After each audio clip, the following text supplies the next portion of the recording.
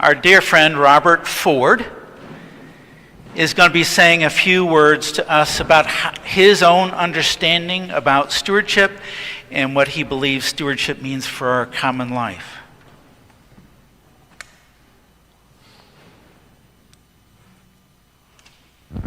Thank you, Father Nutter.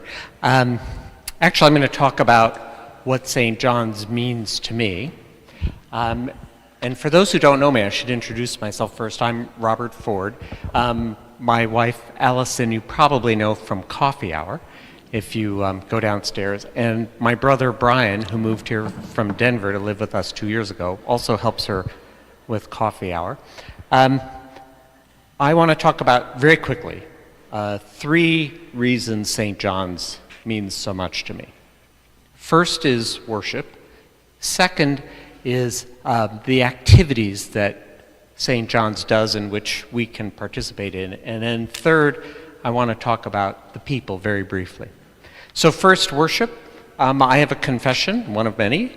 I am one of the people that Father Nutter talks about who worship their work or who spend 7 hours or more in front of a device. Guilty as charged. In fact, if it was only 7 hours, I think my wife would be happier.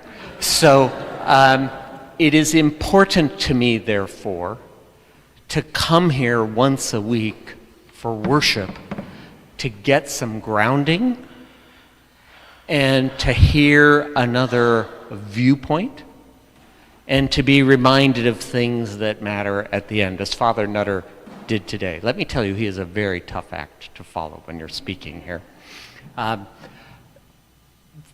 The reason I like worship at St. John's is it's high mass. Allison and I have attended Episcopal churches which are not high mass. I strongly prefer high mass. I love the hymns. I love Josh and the organ. The hymns really speak to me often. I'm almost in tears as I sing them sometimes. The liturgy, I'm one of the Episcopalians that loves the Book of Common Prayer, that loves the liturgy. It speaks deeply to me. And that's why I like to attend this church and this service of worship every Sunday. Final word on worship is Holy Communion, which is exceptionally important to me. I have been to other denominations, Allison and I have over the years, who do not do Holy Communion every week. Here we do. Every time when I go up, I think about the prayer in the Book of Common Prayer.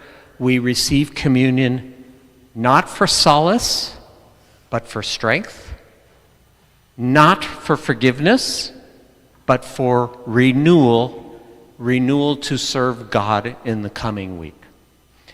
I think of that every time, and that is what I'm talking about, the grounding. So that's one, worship. Second, the activities at St. John's. I am full of admiration for a church community that works to collect resources for the homeless shelter and for Fresh Start. I am really happy to be in a church community which in the past has done food drives with the big red truck. I really like being in a community that pays attention to trying to organize to get people out to do Eucharistic visits so that Holy Communion, which means so much to me, can be delivered to people who are not able to attend. I think that's wonderful that we do that. I could go on. Second Saturday, the monthly Salvation Army lunch, which when we get invited to participate and help with that, I love doing that. And I would mention things like Altar Guild or Chalice Bearer. What I have found is the more activities you get into, the more the church actually means. And originally when Allison and I started coming here in 2019, 2020, 2021, we didn't do much of the outside stuff. Those of you who remember Rebecca Liberty, who was here for transition, one Sunday said, we don't have anybody to help set up the altar for the weekly service. We need volunteers immediately. I volunteered, and I'm sure glad I did. The Altar Guild means an enormous amount to me. Just the privilege of setting this up on Saturday or taking away things after the service is hugely meaningful to me. Last thing I'll say, the people. We've met a lot of great people here, and people who are not like us. I mean, they come from totally different walks of life. Ellison and I, for 30 years, were sort of part of the Washington, D.C. establishment, the diplomatic service, et cetera, et cetera. We've come here and we've met people with vastly different life experiences, vastly different.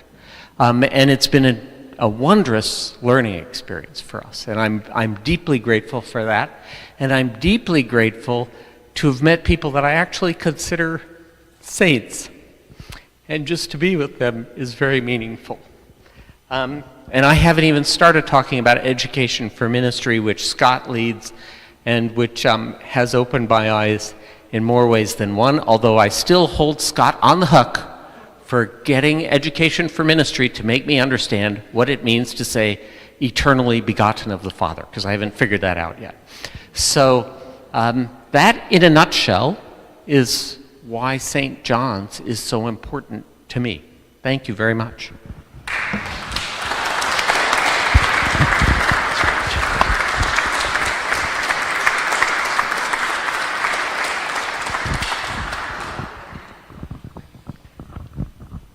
Wasn't that great? Wasn't that great? Charlene, thanks for your testimony last week, and Robert, you both have blessed us. And now let us walk in love as Christ loved us and gave himself for us, an offering and sacrifice to God.